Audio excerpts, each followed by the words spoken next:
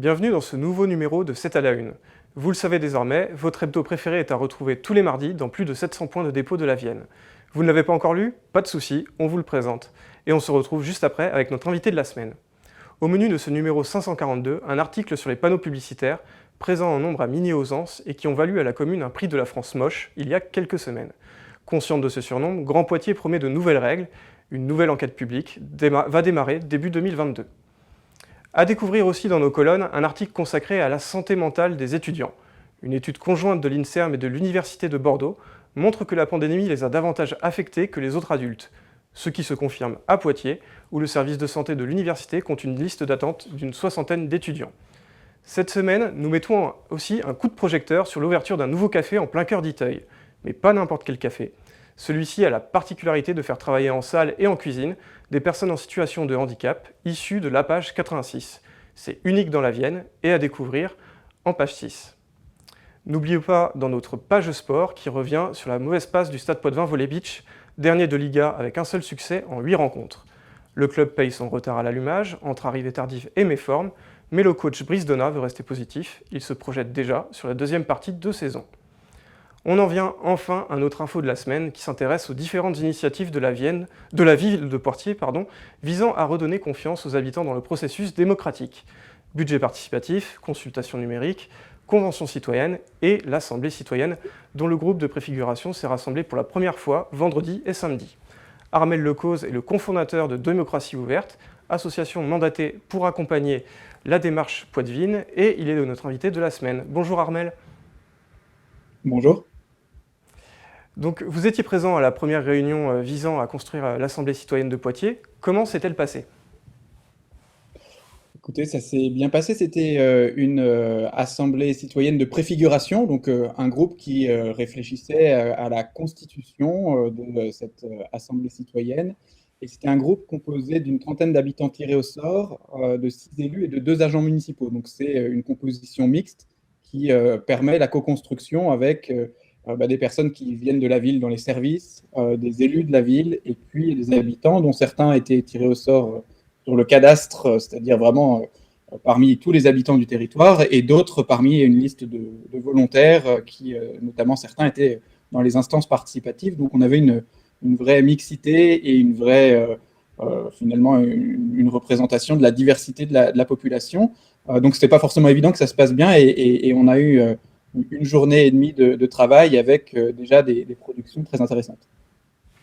Alors, est-ce que vous pouvez nous rappeler les prochaines étapes? Comment l'Assemblée citoyenne va se construire dans le temps? Parce que là, effectivement, c'est une première pierre, mais quelles vont être les prochaines étapes?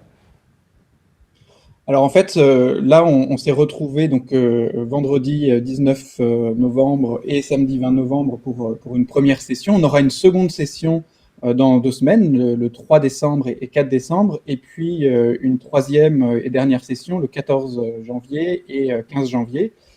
Et sur ces sessions-là, c'est les moments où on est avec cette trentaine d'habitants tirés au sort, et c'est vraiment construit comme une méthodologie d'intelligence collective où, là, pour cette première session, on a fait découvrir tout un tas de possibilités à ces citoyens, comment ça peut fonctionner une assemblée citoyenne.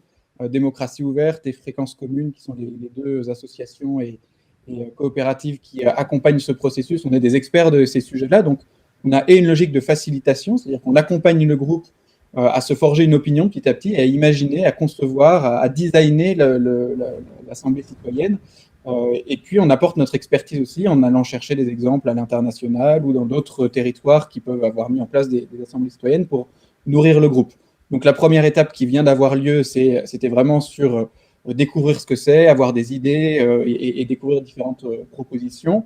Ensuite, on va avoir une deuxième session sur laquelle on va être beaucoup plus dans le détail. On va regarder les critères plus précis, le nombre de personnes qu'il y aura dans cette assemblée, la manière dont elle va travailler, les liens qu'elles vont avoir avec les élus, avec l'administration. Et la toute dernière, elle sert à valider le processus et avec les élus, parce que on ne veut pas que ce soit un gadget, on veut que ce soit quelque chose une assemblée citoyenne qui a un véritable impact sur sur la décision à Poitiers, et donc ça nécessite des allers-retours avec les élus pour qu'ils acceptent en fait de lâcher un peu de pouvoir à certains endroits pour le donner aux citoyens.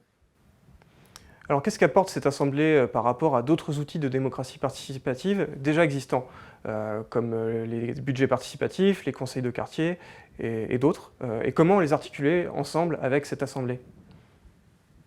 En fait, la spécificité d'une assemblée citoyenne, c'est qu'il y a vraiment un lien direct à la décision.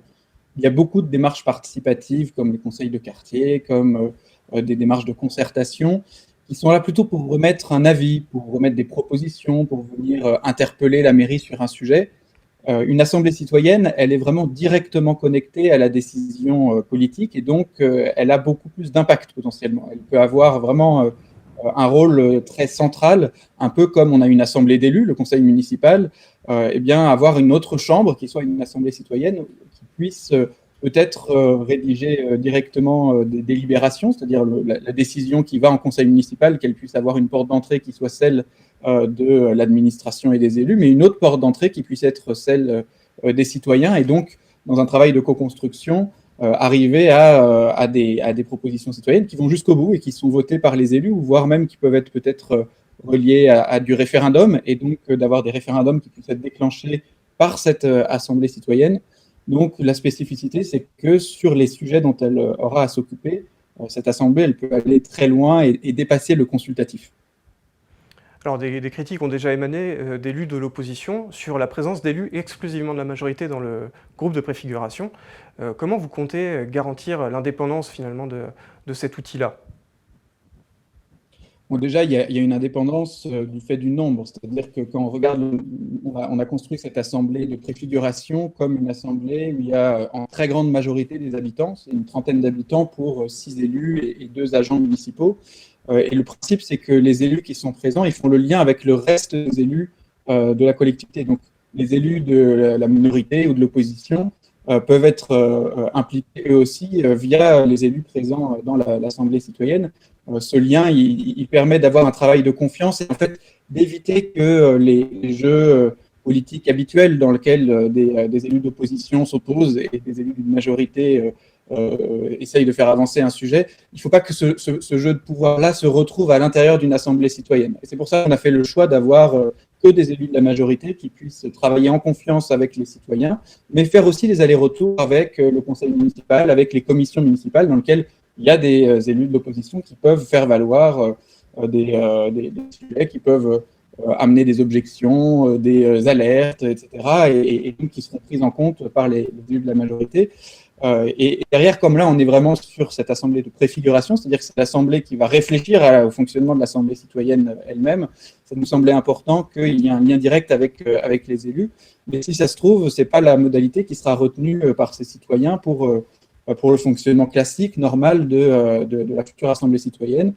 Ça fait partie des sujets qu'on était en train de débattre. C'était notamment de savoir quelle place pour les élus. Est-ce qu'il y a aussi une place pour les élus de l'opposition? Est-ce qu'il y a une place pour les agents de la ville? Est-ce que c'est une place qui doit être dans l'Assemblée au même titre que les citoyens ou en lien avec l'Assemblée mais sans être directement dedans? Donc voilà, tout ça est en train d'être débattu et d'être réfléchi.